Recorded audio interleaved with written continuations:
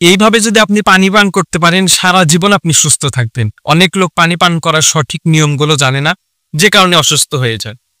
আল্লাহ রসুল সাল্লাল্লাহু আলাইহি সাল্লাম তিনি পানি খাওয়ার মধ্যেও বিধান দিচ্ছেন যে পানি দেখে খাইতে হবে, বিসমিল্লাহ বলে খাইতে হবে।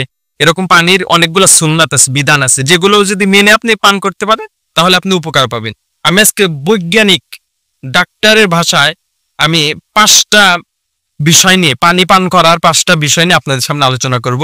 আর রাসূল সাল্লাল্লাহু আলাইহি সাল্লামের একটা গুরুত্বপূর্ণ সুন্নাহ নিয়ে আলোচনা করব পানি পান করার। 1 নাম্বার যেটা, সকালে বাসি পেটে যদি আপনি 2 গ্লাস পানি পান করতে পারেন তাহলে সারা দিন আপনার শরীরটা সতেজ থাকবে, ফুরফুরে লাগবে।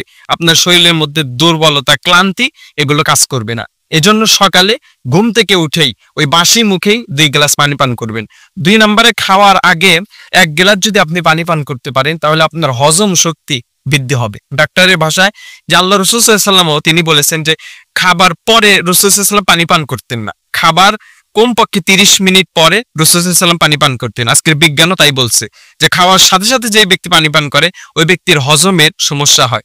এজন্য আমরা যদি পানি পান করতেই হয় আমরা খাওয়ার আগে 1 গ্লাস পানি পান করব। 3 নাম্বার, গোসলের আগে যদি আপনি 1 গ্লাস পানি পান করতে পারেন তাহলে আপনার ব্লাড প্রেশারটা নিয়ন্ত্রণে থাকবে, ব্লাড প্রেশার আপনার নিয়ন্ত্রণে থাকবে।